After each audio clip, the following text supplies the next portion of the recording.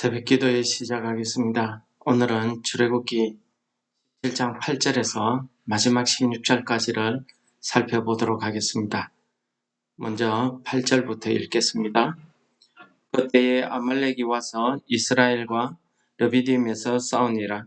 모세가 여호수아에게 이르되 우리를 위하여 사람들을 택하여 나가서 아말렉과 싸우라. 내가 내일 하나님의 지팡이를 손에 잡고 산 꼭대기에 서리라. 여호수아가 모세의 말대로 행하여 아말렉과 싸우고 모세와 아론과 홀은 산 꼭대기에 올라가서 모세가 손을 들면 이스라엘이 이기고 손을 내리면 아말렉이 이기더니 모세의 팔이 피곤함에 그들이 돌을 가져다가 모세의 아래에 놓고 그가 그 위에 앉게 하고 아론과 훌은 한 사람은 이쪽에서 한 사람은 저쪽에서 모세의 손을 붙들어 올렸더니 그 손이 해가 지도록 내려오지 아니한지라. 여호수아가 칼날로 아말렉과 그 백성을 쳐서 무찌르니라. 여호와께서 모세에게 이르시되 이것을 책에 기록하여 기념하게 하고 여호수아의 귀에 외워 들리라. 내가 아말렉을 없이하여 천하에서 기억도 못하게 하리라. 모세가 제단을 쌓고 그 이름을 여호와 니시라 하고 이르되 여호와께서 맹세하시기를 여호와가 아말렉과 더불어 대대로 싸우리라 하셨다 하였더라. 아멘. 오늘 말씀은 이제 아말렉이 이스라엘과 르비딤에서 싸우는 내용이 되겠습니다. 이 아말렉이란 이름이 처음 등장하는 때는 우리 창세기 앞에서 살펴본 것처럼 창세기 36장에서 나오고 있습니다. 창세기 36장은 전체 내용이 에서의 족보에 관한 기록이 기록되어져 있는데요. 이 에서의 족보 가운데 에서의 아들 엘리바스라는 사람이 자기 첩 딥나를 통해서 낳은 아들이 아말렉입니다. 하나님께서 이 아말렉과의 전쟁에 대해서 하나님께서 대대로 싸우리라고까지 이렇게 말씀하시고 있는 이유가 있습니다. 하나님께서는 오늘 하나님의 택하신 백성 이스라엘, 즉 따지고 보면은 아말렉과 이스라엘은 서로 형제지간입니다. 형제지간임에도 불구하고 하나님께서 택한 백성 이스라엘이 가는 그 길에 이스라엘이 출애굽하고 홍해를 건너서 가는 동안에 제일 처음 만난 전쟁하게 된 싸움의 상대가 아말렉입니다.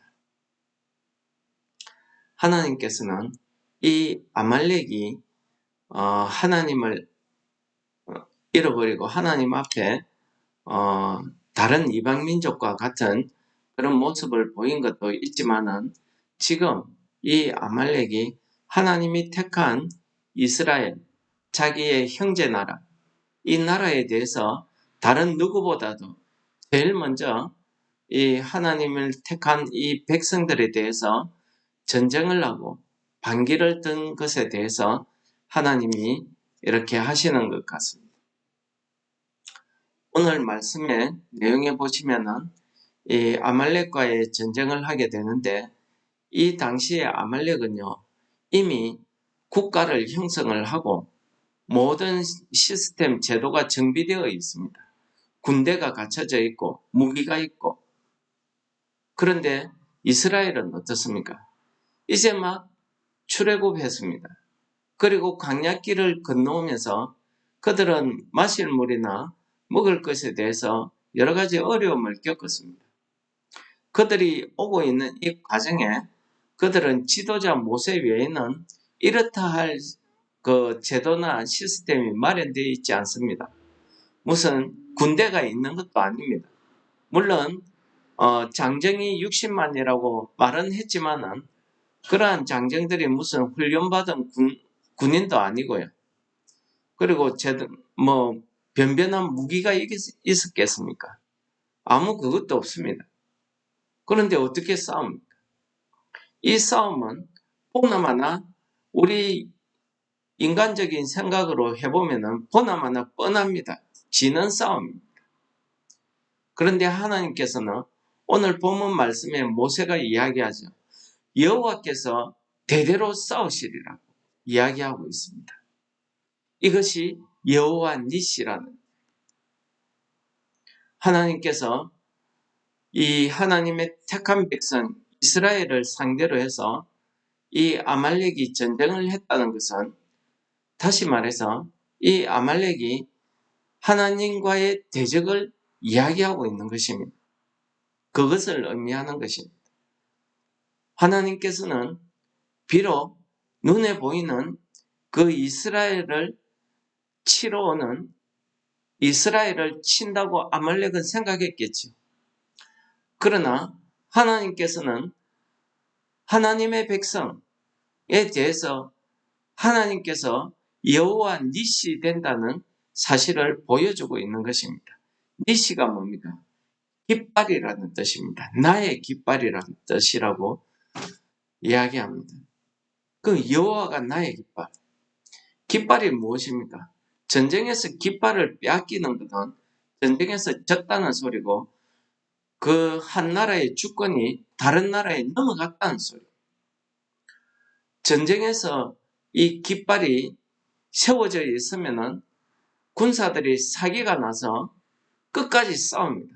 그러나 전쟁에서 아무리 초반에 전쟁 시작하자마자 기가 뺏기게 되면은, 이 깃발을 뺏기게 되면은 이미 그 전쟁은 끝났다, 이렇게 보는 것입니다. 오늘날과 같은 그런 전쟁의 스타일이 아닙니다. 그러므로 모세가 여기에서 여호와 니시라고 이렇게 이야기한 것은, 여호와 하나님께서 우리의 용사 되시고, 여호와 하나님의 우리는 여호와 하나님의 그 표상이 되는 깃발이라 하는 것을 이야기하고 있는 것입니다. 그러므로 이 아말렉은 이스라엘과의 전쟁을 했지만은 여호와 하나님의 입장에서는 나의 깃발을 빼앗으러 오는 대적으로 보는 것입니다. 그러니 이 싸움, 이 전쟁은 여호와 하나님과 아말렉과의 전쟁이었습니다. 이 전쟁을 하는 방법을 오늘 이 본문에 기록해 두었습니다.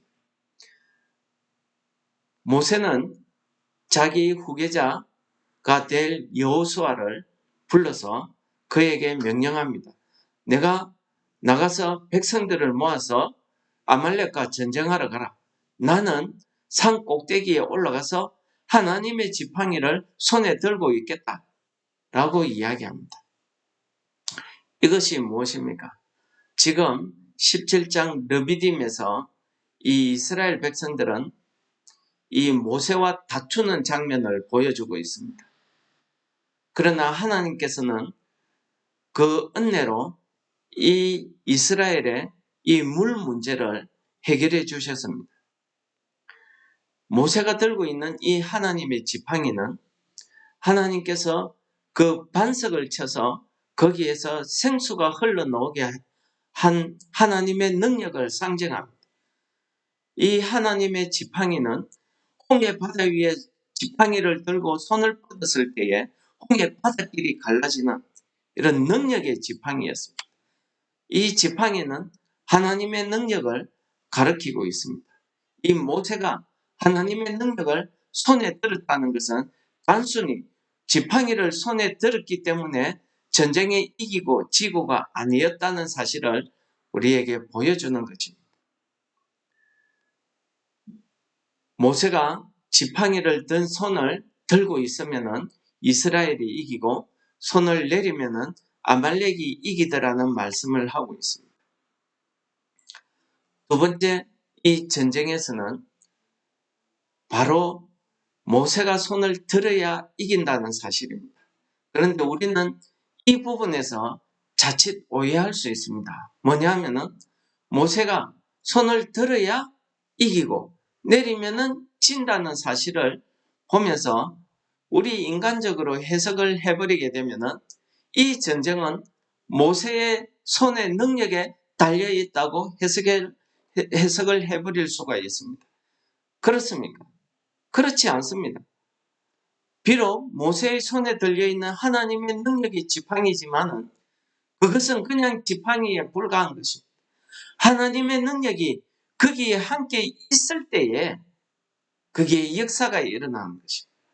이 지팡이를 통해서 하나님이 역사하실 때에 거기에 살구꽃이 피고 하나님이 택하셔야 거기에 살구꽃이 피고 하나님의 능력이 나타나더라는 것입니다. 이 지팡이에 불뱀을 달아 올렸을 때 그것을 바라보는 모든 사람이 죽음에서 나음을 입었다는 사실도 우리가 앞으로 볼 기록의 내용이었습니다. 그런데 이 사람들은 그 지팡이에 달려있는 그 노뱀만 보면은 무조건 산다고 생각했습니다. 그렇습니까? 그게 아닙니다. 하나님께서는 하나님의 능력이 거기에 그것을 통해서 그 지팡이를 통해서 나타날 때에 손을 들면 이겼고 손을 내리면 졌다는 사실을 이야기하는 것입니다. 물론 하나님께서 이 모세가 산에 올라가서 손 안 들어도 하나님이 그냥 이스라엘 백성들이 나가서 싸우지 않아도 홍해에서 바로의 군대를 몰살시킨 것처럼 얼마든지 이들을 물리칠 수 있습니다. 그런데 하나님께서는 왜 이 이스라엘 백성들에게 모세는 산에 올라가서 손을 들고 있고 여호수아는 백성들과 같이 아말렉과 싸워야 됩니까? 이 부분에 대해서 많은 목사님들이나 주석가들은 모세가 산꼭대기에 올라가서 손을 들어서 하나님께 기도했기 때문에 이겼다. 그러므로 기도의 힘이 필요하다. 라고 이야기도 합니다. 물론 어떤 면에서는 틀린 말은 아니겠지만은 그렇다고 해서 그것이 우리가 간구해야만 하나님의 능력이 나타난다고 해석해버리게 되면은 하나님을 무능한 하나님으로 우리가 이야기하지 아니하면은 움직이지 않는 하나님으로 이렇게 제한시켜버리고 잘못 오해하게 되는 이런 문제를 낳게 됩니다. 우리가 이 부분을 해석할 때에 이걸 기도나 우리의 노력으로 해석해서는 절대 안 된다는 사실입니다. 이것은 온전히 모세가 이야기하지 않습니까? 대대로 여호와께서 아말렉과 싸우리라.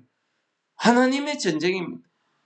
하나님의 이스라엘 백성들의 깃발이 대신 이스라엘 백성들의 용사가 대신 하나님을 대적하고 오는 그 아말렉에 대한 하나님의 전쟁이었습니다. 하나님께서 아말렉과 싸우시는 것입니다. 하나님께서는 오늘 이 17장에서 르비딤의 물 사건과 오늘 아말렉의 전쟁의 사건을 통해서 이 이스라엘 백성들의 믿음을 훈련시키고 교육시키는 것으로 교육시켜서 하나님의 백성으로 하나님의 군대로 만들어 가시더라는 사실을 보여주는 것입니다. 이 르비딤의 물 사건과 이 아말렉과의 전쟁은 별개의 사건이 아닙니다. 하나님께서 르비딤의 물 사건을 통해서 이들이 하나님을 대적하고 하나님을 시험하는 그들에게 하나님이 은혜를 베풀어서 그들의 문제를 해결하고 다시 한번 하나님을 향한 믿음을 회복시키고 난 다음에 그 다음에 그냥 있은 것이 아닙니다.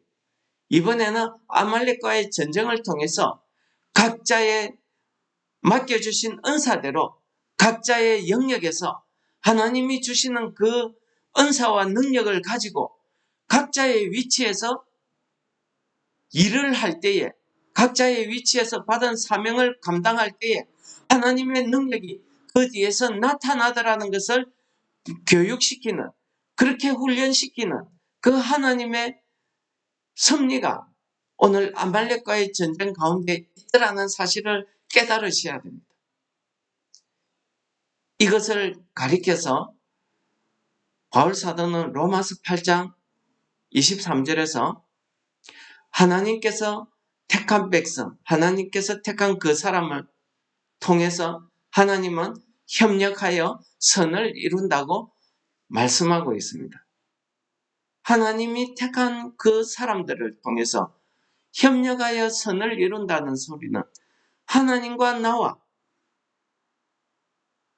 나와 이웃과의 우리 각자가 하나님으로부터 받은 그 은사, 능력, 하나님으로부터 받은 그 사명, 하나님께서 심어놓은 그 위치, 그곳에서 각자가 하나님께서 주신 그 사명을 감당할 때에 모세는 산꼭대기에서 손을 들고 아론은 이쪽에서 훌은 저쪽에서 각자 팔을 들고 여호수아는 백성들과 같이 가서 아말렉과 싸우고 이렇게 각자의 영역, 각자의 위치에서 각자 맡은 일에 충성을 다할 때에 거기에 하나님의 뜻이, 하나님의 능력이 나타나서 모든 것을 통해서 이렇게 합력하여 선을 이룬다는 사실을 오늘 이 사건이 보여주고 있는 것입니다.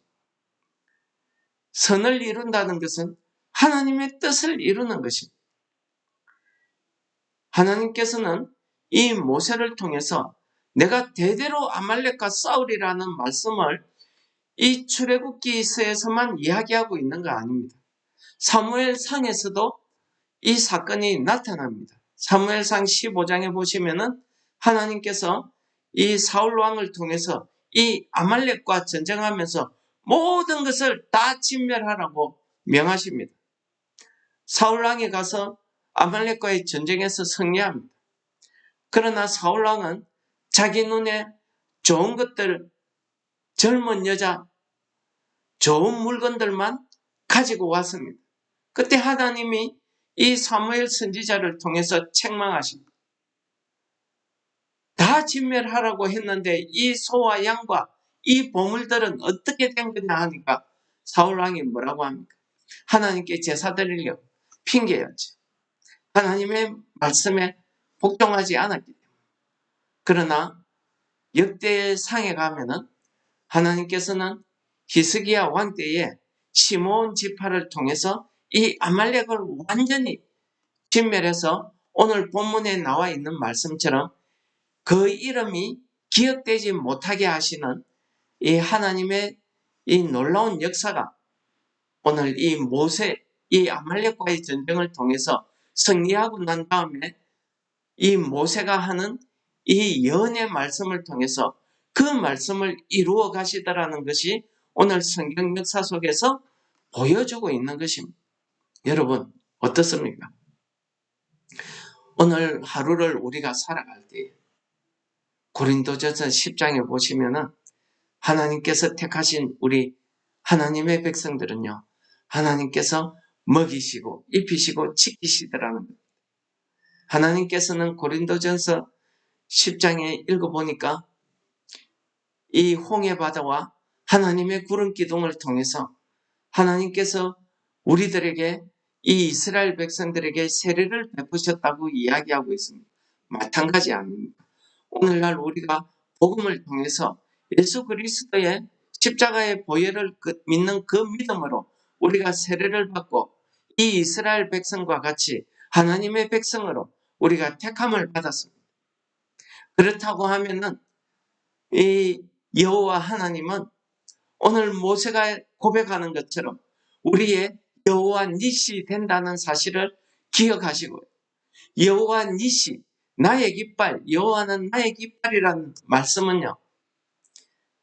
내가 가는 그곳에, 내가 있는 이곳에 하나님께서 나에게 사명을 주시고 나를 통해서 그 은사와 능력을 행하셔서 오늘 하루도 나를 통해서 승리하는 삶을 살 수 있도록 해주시겠다는 그런 약속의 말씀 아니겠습니까? 그러므로 오늘 하루 종일을 우리가 살아갈 때에 우리는 여호와 니시라는 사실을 잊지 마시고 오늘 하루를 하나님의 은혜 가운데 살아내시고 승리하는 삶을 사시기를 축원합니다. 우리 찬송하시겠습니다. 찬송가 359장입니다. 천성을 향해 가는 성도들아, 앞길에 장애를 두려 말아라. 성령이 너를 인도하시리니 왜 지체를 하고 있느냐. 앞으로 천성을 향해 나가세. 천성문만 바라고 나가세. 모든 천사 너희를 영접하러 문 앞에 기다려 서 있네. 너 가는 길을 누가 비웃거든 확실한 증거를 보여주어라. 성령이 친히 감하여 주사 그들도 참 길을 찾으리. 앞으로 천성을 향해 나가세. 천성문만 바라고 나가세. 모든 천사 너희를 영접하러 문 앞에 기다려 서 있네. 너 가는 길을 모두 가기 전에 내 손에 등금을 꽂지 말아라. 조마기 흉계 모두 깨뜨리고 끝까지 잘 싸워 이겨라. 앞으로 천성을 향해 나가세. 천성문만 바라고 나가세. 모든 천사 너희를 영접하러 문 앞에 기다려 서 있네. 우리에게 여호와 니시 되시는 하나님 아버지, 우리가 오늘 하루의 삶을 살 때에도 하나님께서 우리의 깃발이 되시고 하나님께서 우리의 용사 되셔서 우리가 이 땅을 살아갈 때에 우리 천성을 향해서 나아가는 우리의 발걸음을 방해하고 막는 모든 악한 계계들을 다 물리칠 수 있는 능력을 저희들에게 허락하여 주시고 우리가 오늘 하루도 승리하는 삶을 살아서 하나님 우리를 통해서 여호와 니시 되시는 하나님을 증거하며 나타내는 오늘 하루의 삶이 되도록 하나님께서 우리를 인도하여 주시옵소서. 예수님 이름으로 감사 기도드립니다. 아멘. 하늘에 계신 우리 아버지여, 이름이 거룩히 여김을 받으시오며 나라가 임합시오며 뜻이 하늘에서 이루어진 것 같이 땅에서도 이루어지이다. 오늘날 우리에게 일용할 양식을 주옵시고 우리가 우리에게 죄 지은 자를 사하여 준 것 같이 우리 죄를 사하여 주옵시고 우리를 시험에 들게 하지 마옵시며 다만 악에서 구하옵소서. 대개 나라와 근세와 영광이 아버지께 영원히 사옵나이다. 아멘. 우리 기도하시겠습니다.